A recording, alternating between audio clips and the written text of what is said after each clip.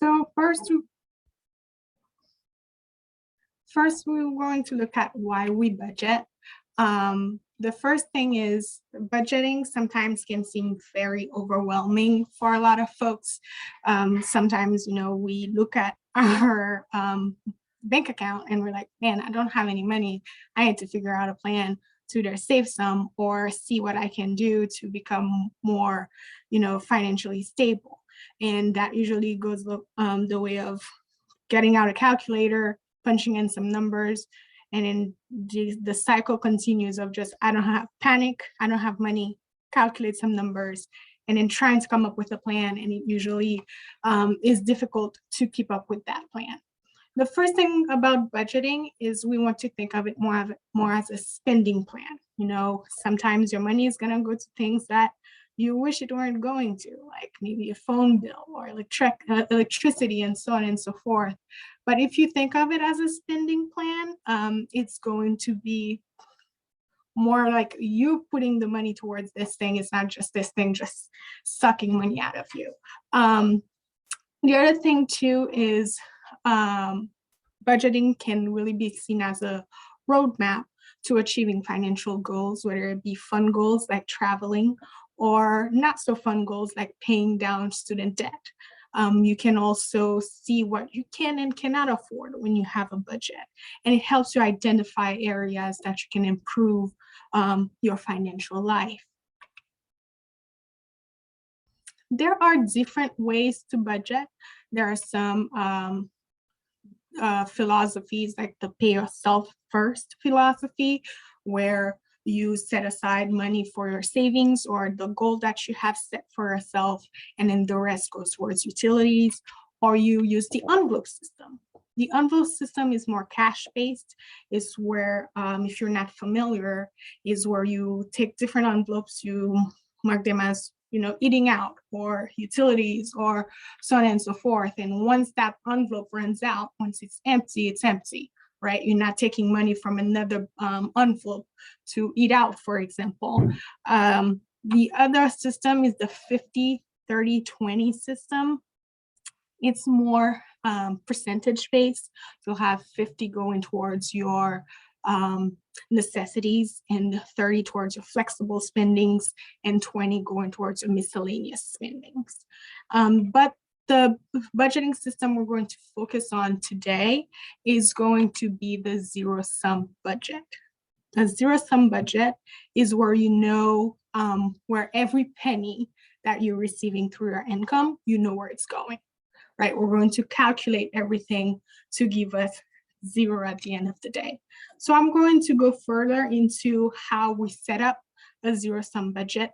But first, we'll need to look at setting up goals, because setting up a goal really is going to be what keeps you on track with your budget.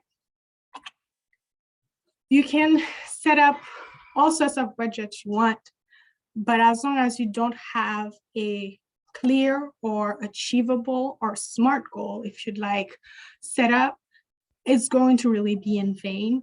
So when you're setting up your goal, you want to make it an attainable goal. So let's look at, for example, if your goal is to set up an emergency savings, right?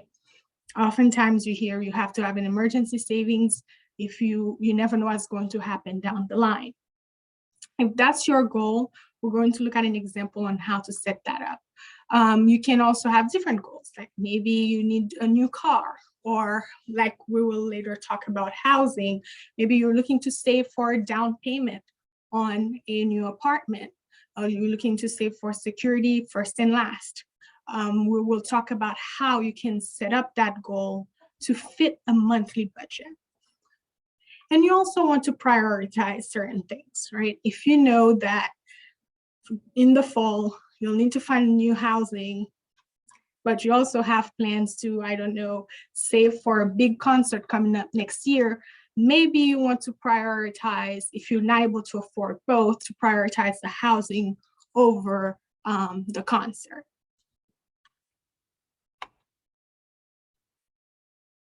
Can you afford your goal? So once you have your goal in mind, right, you're going to save for security first and last. Now you want to look at whether or not that is a feasible and affordable goal. First, to determine if we can afford this goal, you're going to look at different things. You're going to look at how much money is coming in, how much money is going out, and you're also going to create that goal to fit your budget by making that goal an expense, right? Just like you have $45 going towards a phone bill or $100 going towards a car payment, your goal needs to also be seen as an expense so that then you can really pay attention to it. So it's not just on the back burner, you are actively contributing towards that goal. And what can you change? So if, let's say, once you run the numbers, it's not where you want it to be, what can you change to make this goal affordable for you? So like I said, the first thing you want to look at is income. And an income is going to be any type of fund that you can guarantee is going to come in, right? So there is, first of all, your salary. So any type of part-time job or any type of financial support like scholarship or financial aid that you know you're going to receive, that's going to count as income. Regular gifts, maybe your parents give you $100 every month to go towards your expenses. That can be considered as income as well. Then you want to estimate if it's not monthly. So let's say your financial aid comes in every year or every semester and comes into a lump sum. You want to break it down into a monthly income, or have a monthly number so that you can have a clear monthly budget. And you also want to consider when will you get the funds, because a big part of budgeting is making sure that you're not going into the hole. So let's say you're getting paid on the first of every month, but your car payment is due on the 22nd of every month. You want to make sure that you are lining up your income to fit the timing of your expenses so that then by the time your car payment goes out, you've already spent all the money for the month until your paycheck comes again in the first. So now you're repeating a pattern of being in the hole, and it's not really going to help your budget. So you want to also pay attention to when the funds are going to get there.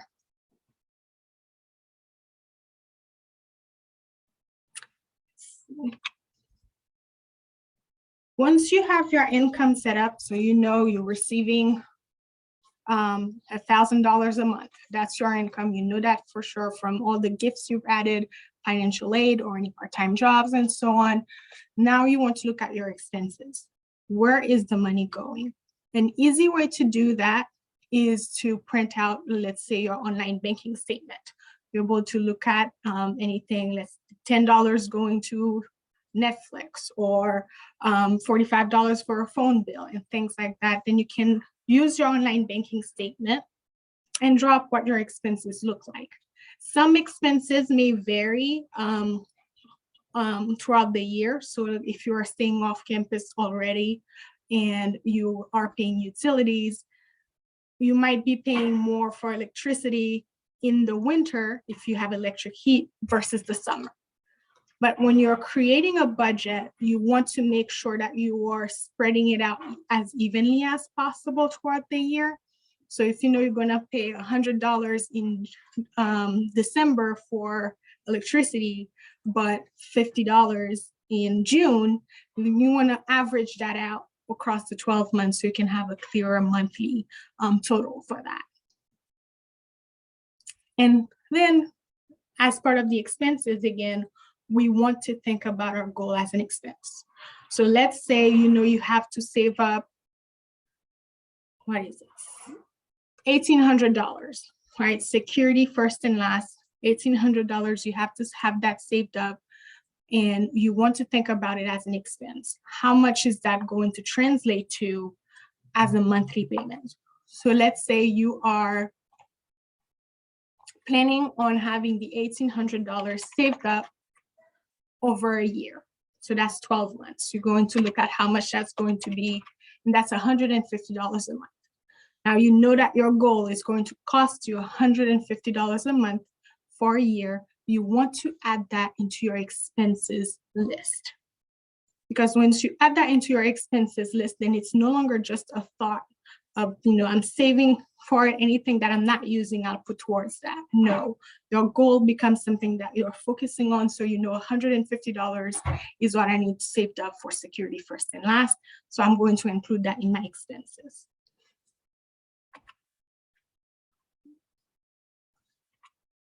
So once you have your income, you figured out how much that is, and then you have your expenses, you know how much that is, then you're going to look at whether or not you want the zero-sum budget.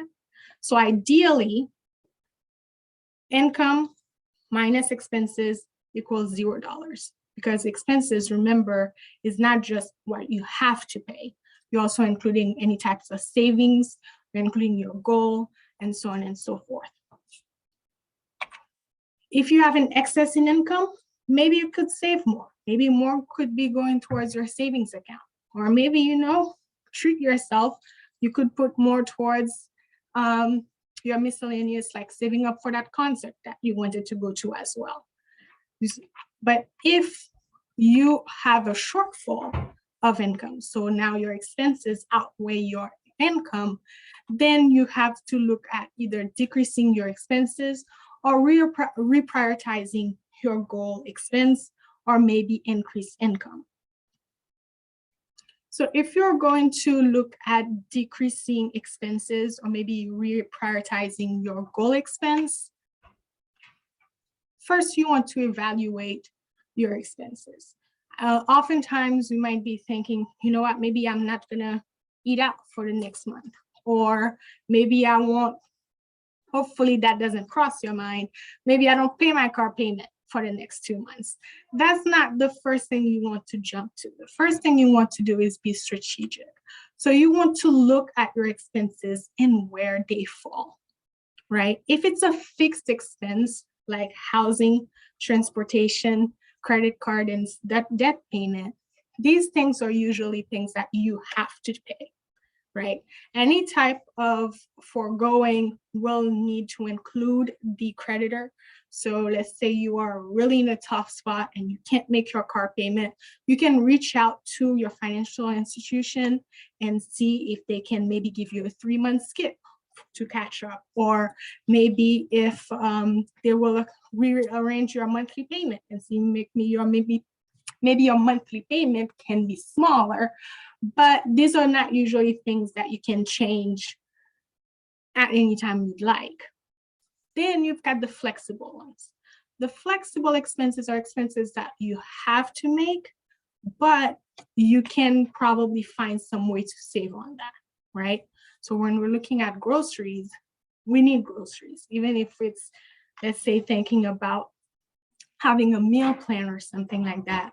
You might not be able to allocate the original $200 or so that you had going towards groceries for a month. Maybe you can change grocery stores or buy fewer items that are just for the joy of it, more so items that is just for sustenance, if you have, again, that shortfall between your income and expenses. And then you've got the discretionary items. Discretionary items are the ones that spark joy, but we could probably go with that for a couple of months just so we can get out of that hole. Or maybe instead of allocating $100 towards eating out, maybe cut that by half. So these are items that give more leeway when it comes to cutting them off, instead of just going towards fixed or flexible.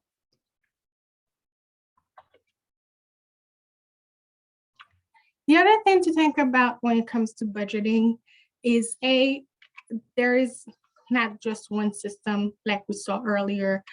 B, the same system is not going to work the same way for everyone.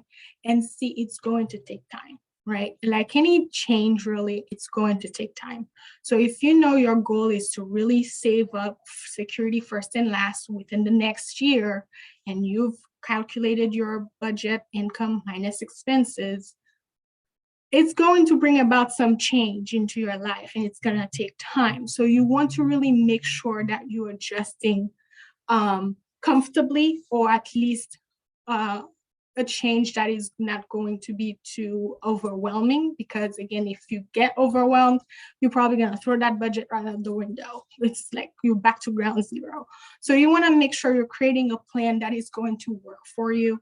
It's going to be a solid plan, and it's going to be something that you can stick to. So if you want to maybe set up a spreadsheet, and there are different apps as well that you can use to help you maintain a budget, reach out to some community organizations, see if they can help you with income and so on. And I believe Charity and Elana will talk a bit about that as well. You may also need to adjust the timeline. You know, maybe 12 months is not feasible. Maybe you might need to push and look at the semester after or the year after to save for leaving off campus. So you just want to make sure that it is a budget that is going to work for you so that you can stick to it more easily.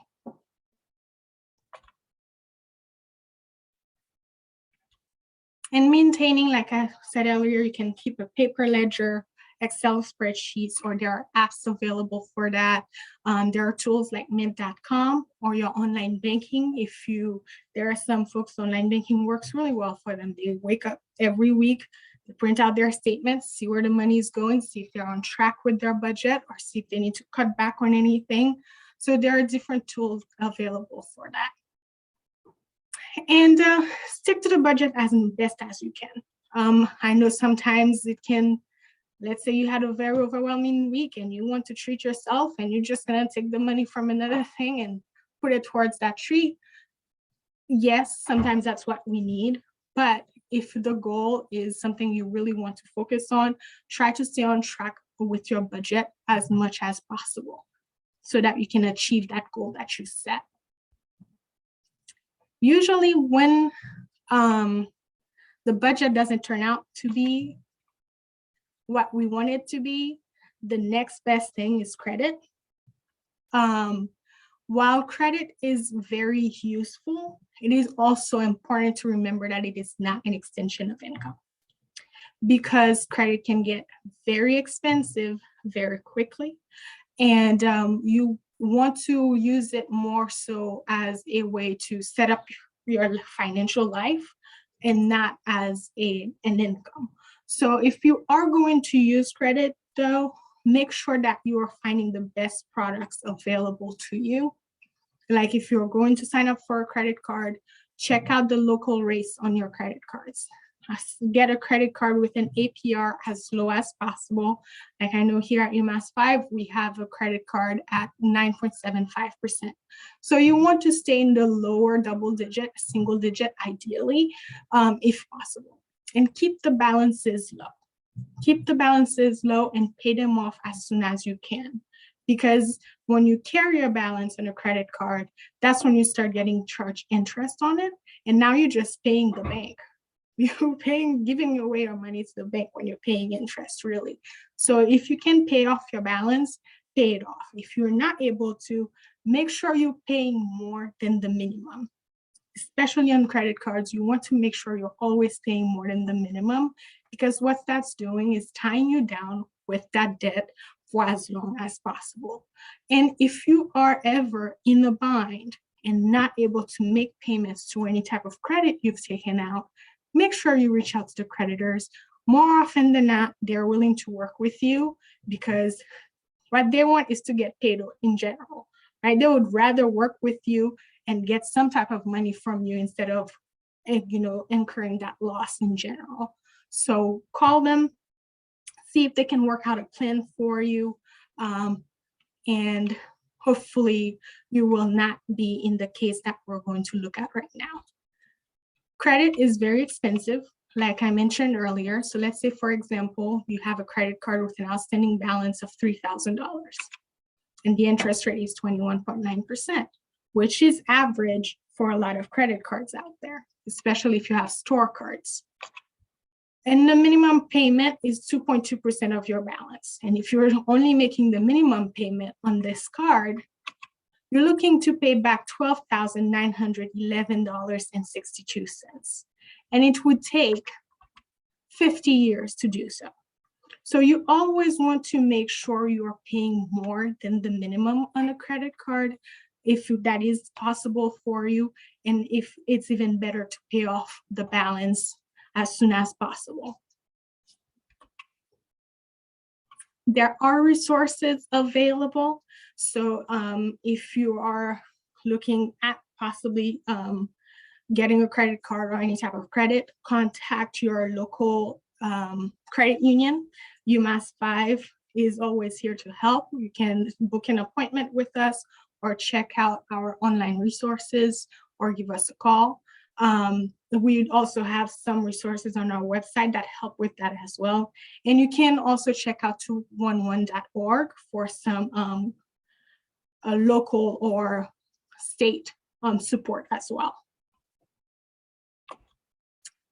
Any other questions for me?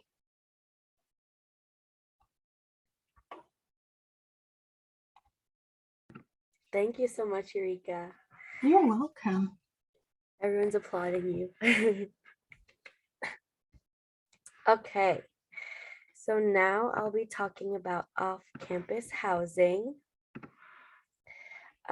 Actually, first I wanted to ask, Leah or Angel, are you thinking about living off campus next year or the year after that? I know, Angel, you're a junior. Yeah, I'm not planning on living off campus just because I'm planning to be a peer mentor again, but Okay.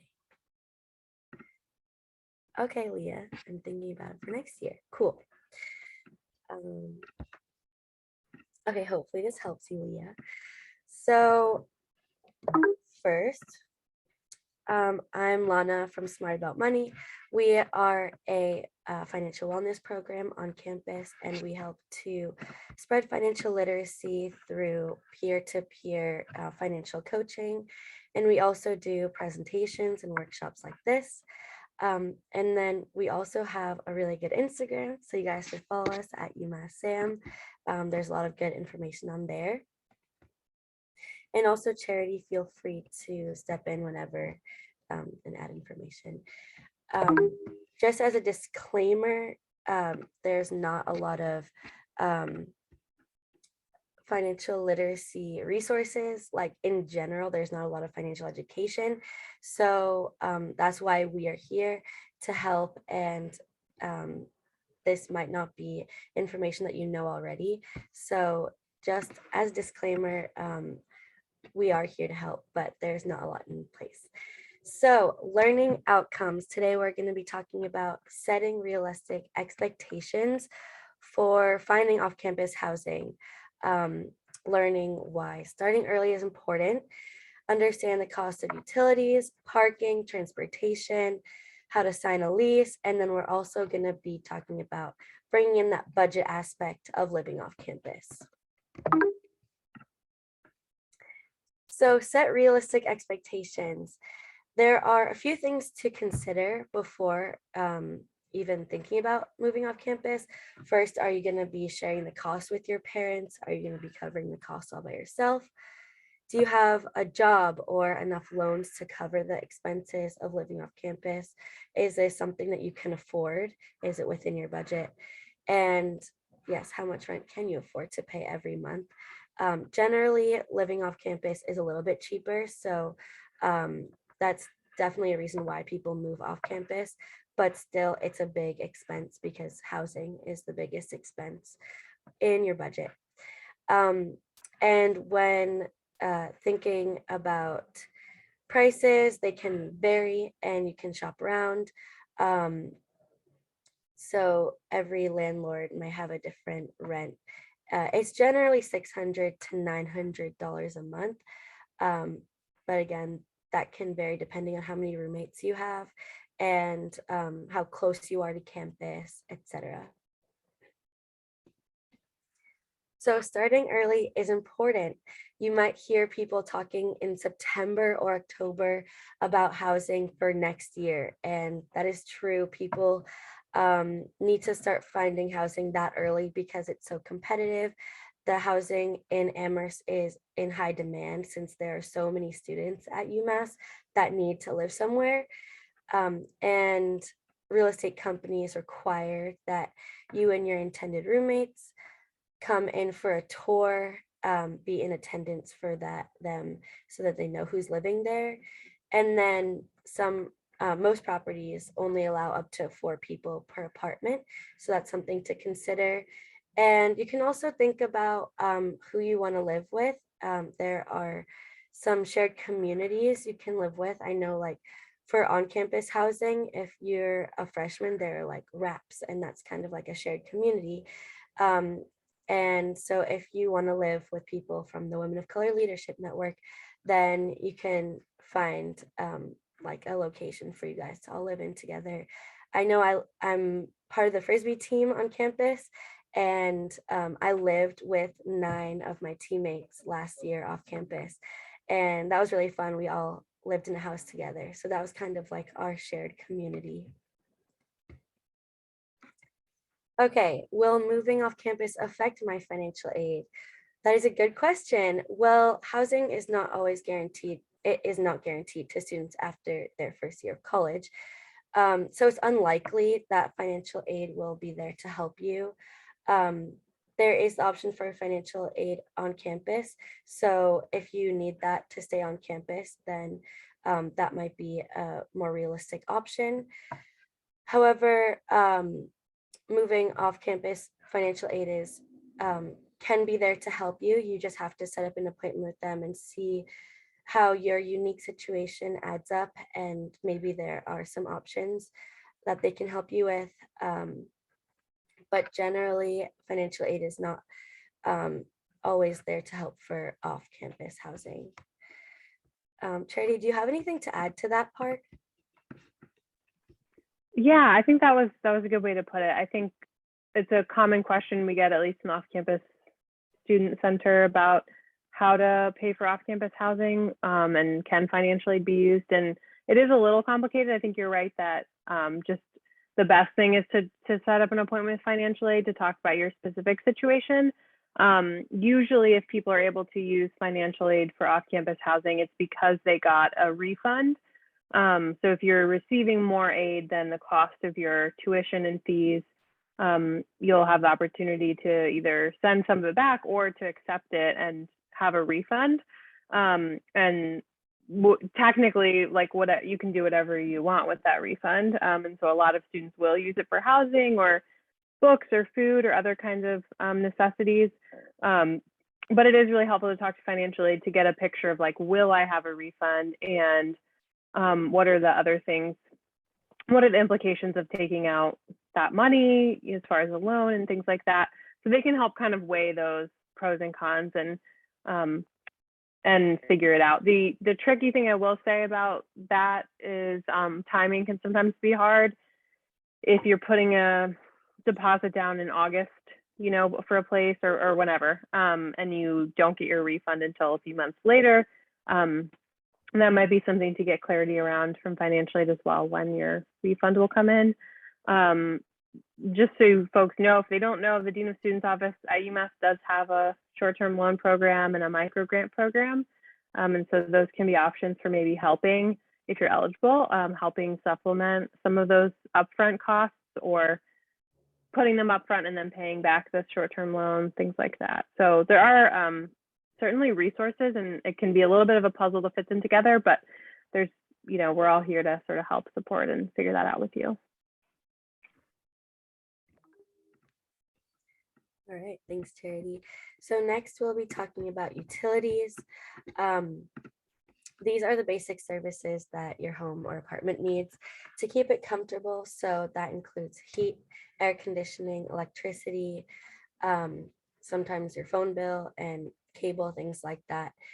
I know that when I was living off campus, electricity was not included.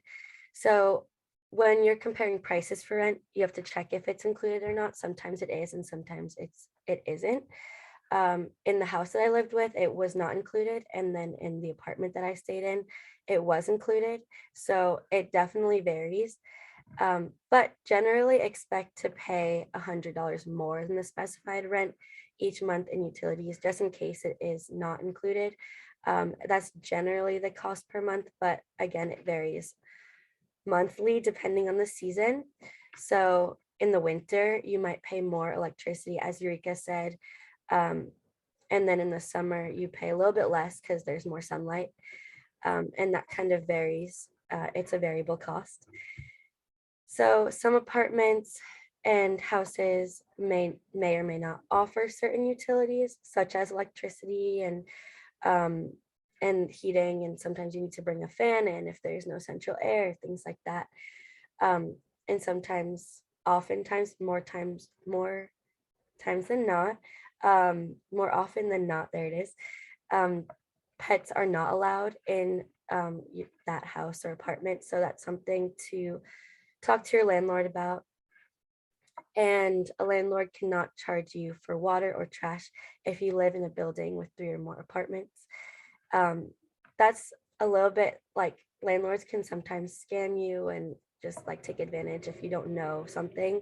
So especially when signing a lease, which we'll be talking about later, definitely bring that to the legal services office so that they can read your lease and make sure that everything is legal and that they're not charging you for anything that you shouldn't be getting charged for. Okay, so when you're touring and when you're considering where to live, thinking about utilities and amenities, these are some questions to ask. Is Wi-Fi included in the rent? Sometimes it's not, and that will be an extra cost. What do you offer in terms of heat and air conditioning? Like I said, air conditioning might not be centralized and you have to bring a fan. Does this place have a laundry machine? Does it have a dishwasher? Is electricity included? What's the story with snow removal? Is that offered? When I was living in the house, there was no snow removal. And then when I was living in the apartment, I just had to move my car for an hour. And then there was a snow removal service that came and plowed. So it definitely varies again. Does this rental have enough parking? Just like similarly, when I was living in a house, there was not a lot of parking with 10 girls with 10 cars in one driveway. But then apartment complexes might have more parking. Is subletting allowed? So subletting is when, let's say I want to rent from September to September, but I'm leaving for the summer and I don't want to pay rent for the summer. I will sublet my room out for the summer so that I don't have to pay rent. That responsibility is on someone else. That's technically called subletting. A lot of places do not allow this. Some places do allow it. So that is definitely something to consider if you're not going to be staying in your apartment for an extended period of time, but you're still going to be on the lease. And does the apartment or house come furnished? This is definitely a question to talk about with your roommates if it's not furnished, because when I moved in, neither of the places I lived in were furnished, but my roommates brought in their couches and tables, and I didn't have to worry about that. So definitely a conversation to have with your prospective roommates. All right, parking and transportation. So this can be a huge cost if you have a car, but if you are using the bus system, which I highly recommend, that is a great money saver. It is free for UMass students, and it can take you pretty much anywhere in the area. You can go all the way to Northampton for free on this bus. And then if you are using a car and that's more realistic for you, then there are a lot of expenses to keep in mind, such as the price of gas. I know it's so expensive right now with everything going on in the world. So that is a huge cost. And then parking, that can add up with parking on campus and parking at your apartment if it's not included. And a little Sam tip, you can save 10 cents on gas every time you buy groceries at Stop and Shop. So you can hit 2 birds with 1 stone when you're buying groceries and keep that budget in lock. Okay, signing a lease. So remember that you're signing this lease for a year's worth of commitment. This is to pay rent and utilities to your landlord. And as I said earlier, you can bring your lease to the Student Legal Services office, and they will review it for free, which is rare because lawyers are not cheap in the real world. So take advantage of it while you can as a student. And in the beginning, you have to pay a security deposit.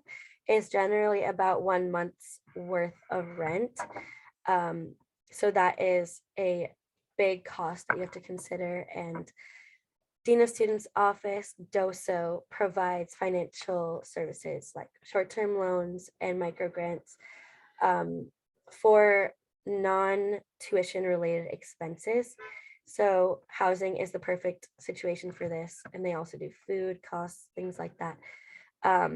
So if you cannot pay the security deposit, but you need to pay it to the landlord in order to live in the house or the apartment, then you can apply for a micro grant or a short-term loan in order to cover that cost until you can pay it off.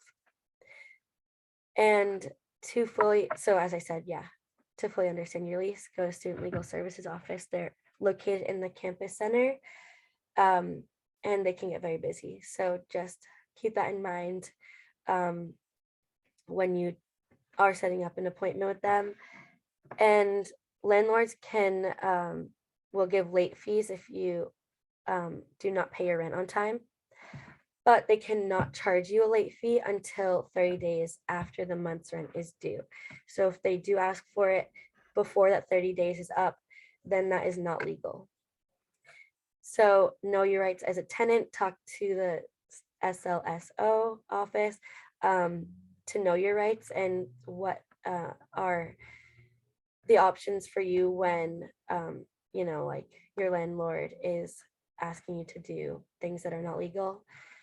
So just a lot of legal things to keep in mind, but there are a lot of resources here to help, and you're not alone. So just reach out when you need help. And how much does living off campus cost roughly? Well, good thing we just had this budgeting conversation. So now we know how to budget things out a little bit better. The security deposit, generally about $500 a month, and most rentals require them. This can vary the cost, but the rent this is definitely the cheap side, but $600 a month. This again depends on how many roommates you have. I know that when I was living in the house with 9 other girls, the rent was a lot cheaper because we had more people to split up the cost. But with less people, there are higher expenses. And then utilities, about $150 a month, $100 to $150 depending on the month, and also depending on how warm you keep your house. With food, that's about $300 a month if you're buying groceries or if you're on a meal plan.